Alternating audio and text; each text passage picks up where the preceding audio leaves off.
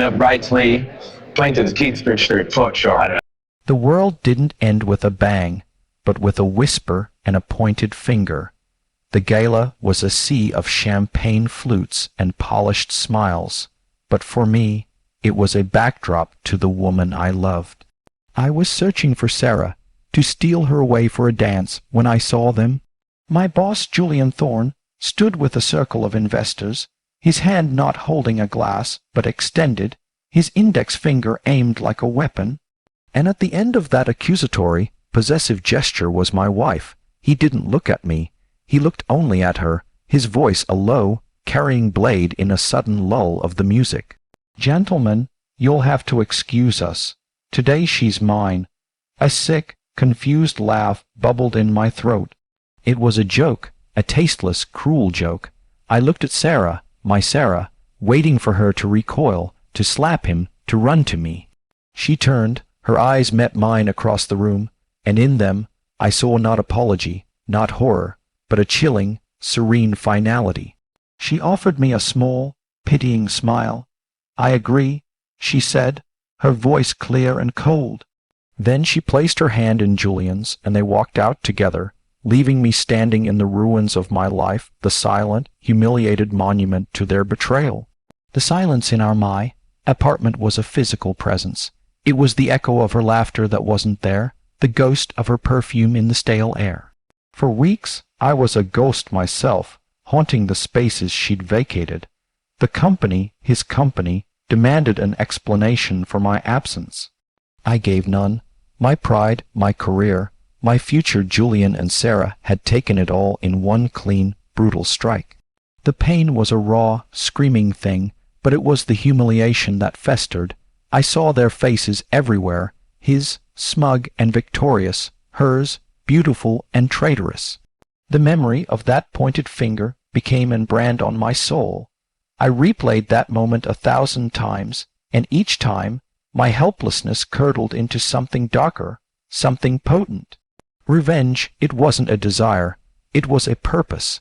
It was the only thing that got me out of bed.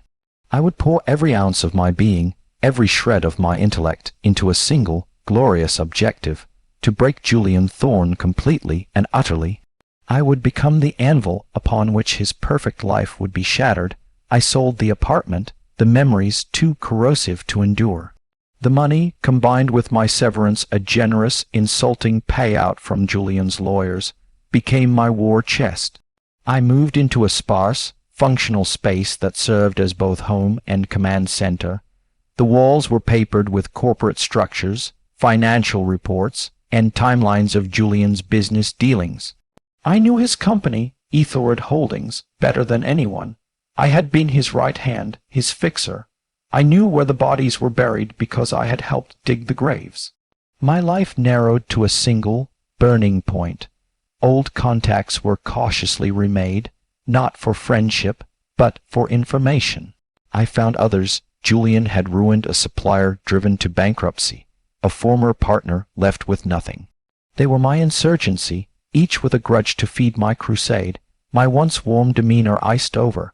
A colleague from those early days, Lisa, reached out, concerned. "Mark, this isn't you. This bitterness, it's eating you alive." I looked through her, my eyes already seeing the schematic of Julian's downfall. "The man you knew is dead." I said, my voice flat. "He was killed at a gala. She left, and I felt nothing."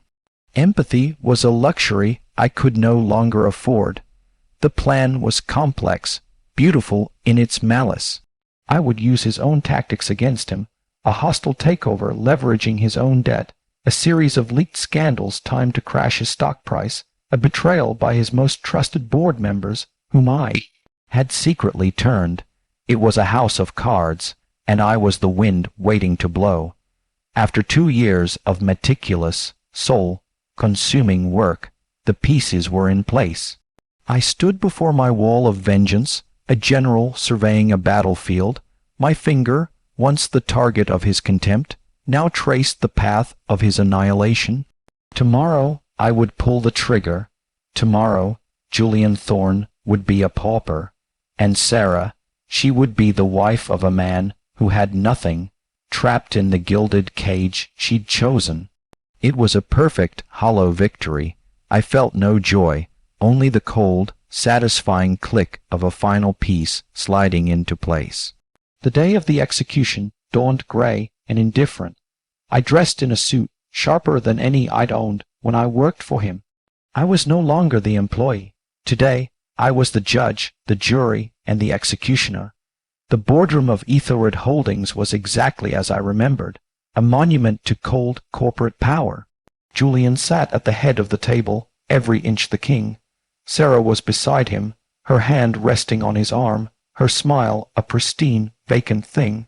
She was a trophy, polished and empty. The sight of them together should have ignited my rage. It only fueled my resolve. The meeting began. Julian was smug, announcing a new merger. He didn't see the nervous glances from the board members I owned. He didn't see me, sitting quietly in the back, until I stood. The merger is irrelevant, I said, my voice cutting through the room. All eyes turned to me. Julian's smirk faltered, then returned, more forced. Mark, this is a private meeting. Security is already aware of the change in management. I interrupted. I began to speak, and with every sentence, a piece of his empire crumbled. I revealed the debt, the leveraged assets, the secret deals. I called on the board members who, one by one, withdrew their support. I was dismantling him, brick by brick, in front of everyone he sought to impress. His face paled, his confidence cracked, revealing the frantic man beneath. You can't do this, he finally roared, slamming his fist on the table. This is my company. I built this. You built it on the backs of people you considered beneath you. I said, my voice dangerously calm. I turned to Sarah. Her perfect composure was finally breaking, her eyes wide with a terror that was immensely satisfying. And you traded a life for a lifestyle. Now you have neither. I delivered the final blow. By the end of the hour, the company was technically mine, and Julian was not only ousted, but personally liable for millions. He was finished. He stared at the table, a broken man, his crown of arrogance lying in the dust at my feet. I expected triumph. I expected the searing heat of vindication, but as I looked at him, a hollow, doubt shell, stripped of everything that defined him, I felt nothing. A vast, echoing nothing. The revenge I had craved, the purpose that had sustained me for years, had evaporated the moment it was achieved, leaving behind a bitter, metallic taste of ash. Sarah was crying, not for him, but for the loss of her jewels, her status, her comfort. The sight was pathetic. I walked out of the boardroom. The halls that had once symbolized his power were now just corridors. Down in the lobby, I stood by the windows, watching the gray city. Julian and Sarah emerged onto the street below. They were arguing, her gestures sharp and angry, his shoulders slumped in defeat. They were just two miserable people, bound together by their own shallowness. The spectacle was petty, small, and utterly meaningless. My phone buzzed. It was Lisa, the colleague I'd coldly dismissed years ago.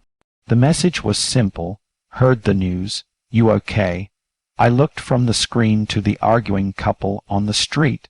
They were already ghosts. My revenge had not been a grand reclamation of my life. It had been a prolonged suicide of my own soul.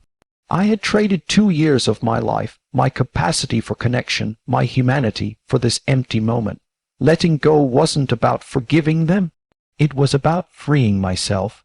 The most powerful revenge wasn't destruction. It was transcendence.